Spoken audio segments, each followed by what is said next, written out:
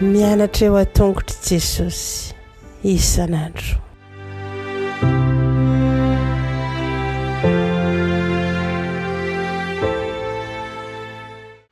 Faly miarabantsika tsirairay avindray tonga eto amin'ny fandraisana ny lesona ho an'ny lehibe isika amin'ity alahady ity ampifaliana sy ampirariatsoa ihany koa no izarana sy irariana ny tsara indrindra ao aminao amin'izao fotoana izao.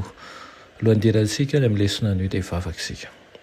Ianay tsara indrindra mbola velom-pisoaranao izahay ny amin'ny nanomezanao anay fotoana fa mandika ny teninao dia mangataka aminao izay tompo mba manginao manokana mpanomponao naiza na iza misy azy ka miaino izao fandaharan'izao.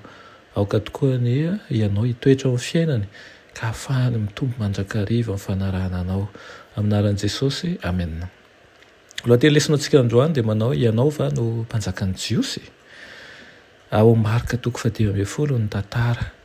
I Pôntio Pilato no governoran'ny Jodia tamin'ny taona faha 9 ka hatramin'ny faha 13 taorianan'i Kristy.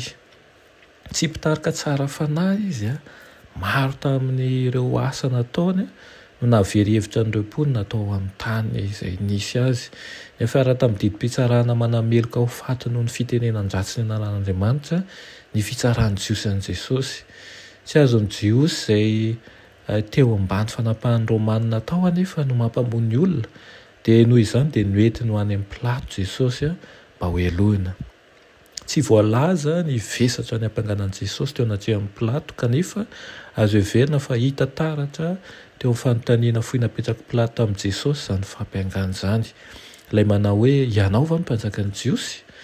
Ny Israely no nanositra ny mpanjakany tamin'ny andron'ny testamenta taloha. Koa tsy sarotra ny mahita fa ny teny hoe Mesia izany hoe ilay voaositra dia azo avadika ho fitakiana ny fanajana mendrika ny mpanjaka izany hoe fifaninanana amin'ny amperora izany. Araka izany fitenenan-dratsy an'Andriamanitra no ny ampanganan'i Jesosy teo anaty tsy nejona ary fikomina kosa no nentina ny ampangana azy teo anaty ny governora izay tarika ho amin'ny fahafatesana. Raha ny marina anefa dia sady Mesia Jesosy ny mpanjakan'ny Jiosy, diso tanteraka ny fiampiangana azy ho miteny ratsy an'Andriamanitra sy mpikony.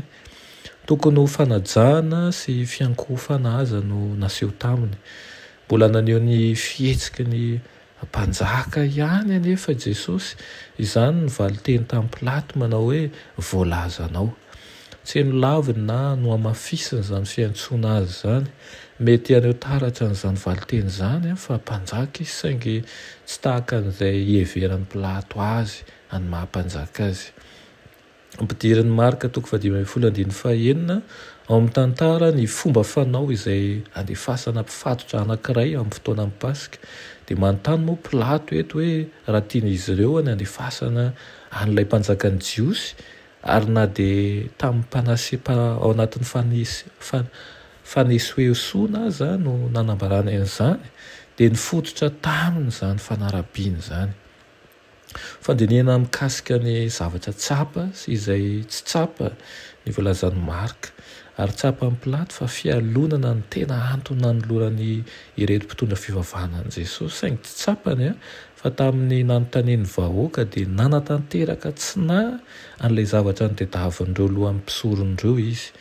Nanetsika ny vahoaka izy ireo ary niantsoantso mba hanombohana an'i Jesosy dia nemotry Pilato avy eo fomba famonoana mahatsiravina ny fanombohana amin'ny hazo fijaliana indrindra ho an'izay verina ho tsy meloka totoe zavatra maneso sy mahonena ny fanirian'ilay governora Jentilisa hanefa any Kristy kanefa ireo mpitarika raha-pivavahana indray no naniry ny hanombohana azy amin'ny hazo fijaliana.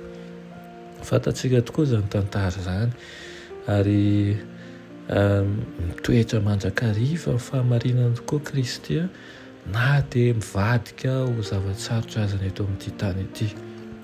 Isika izay mahafantatra ankehitriny ny fahamarinana dia aoka hitoetra ao amin'izany ary hiaiky sy hanaiky tokoa fa Jesosy no mpamonjy antsika. Jesosy ilay zanak'Andriamanitra velona na alefa mba hahatonga sy ho anao handova amin'ny fanjakan'Andriamanitra.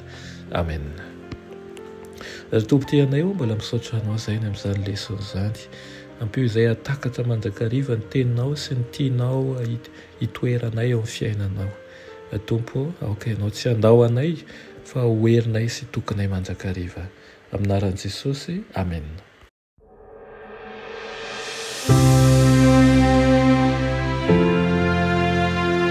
Mianatra eo an-tongotry Jesosy isan'andro.